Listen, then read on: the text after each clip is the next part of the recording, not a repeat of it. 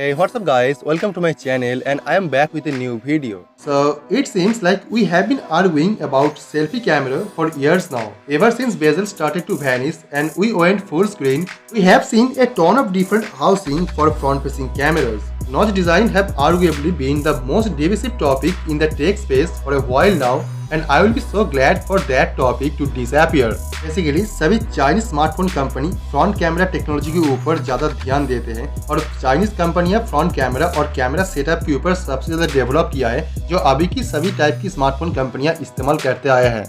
क्या already notch and punch hole display design को already उसकी स्मार्टफोन पे इम्प्लीमेंट किया है, लेकिन यह अभी तक का सबसे बेस्ट टेक्नोलॉजी नहीं है जो आपको एक बेहतरीन एक्सपीरियंस देगा फ्रंट कैमरे में। लेकिन नोकिया यहाँ पे कुछ अलग करना चाहता है और नोकिया उसकी स्मार्टफोन पे एक हिडन सेल्फी कैमरा प्रोवाइड करना चाहता है जो स्मार्टफोन डिस्प्ले को एक ट्रू बेजलेस डिस्प्ले बनाने में कैपेबल है। A hidden selfie camera mean we can finally stop having this debate. No more bickering over notch versus punch hole camera setup.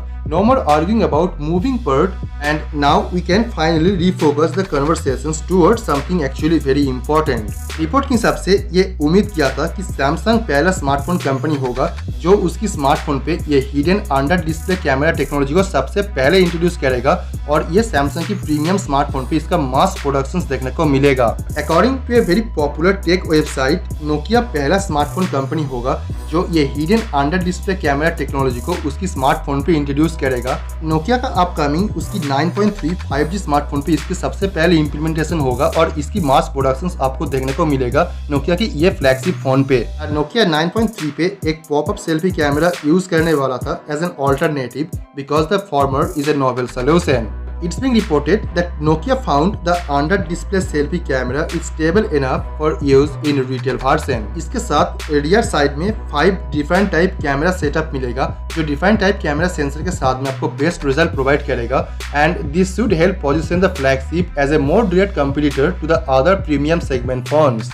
तो आप चैनल को सब्सक्राइब कर लीजिए और बेल आइकन को प्रेस कर दीजिए ताकि इसके बारे में जो भी नया अपडेट आएगा और जो भी नया न्यूज आएगा वो आपको मैं सबसे पहले इन्फॉर्म कर पाऊँ ताकि आप इस डिवाइस के बारे में सभी रिपोर्ट और सभी न्यूज सबसे पहले जान सके। तो let me know your thought on this and I will see you guys tomorrow. Peace out.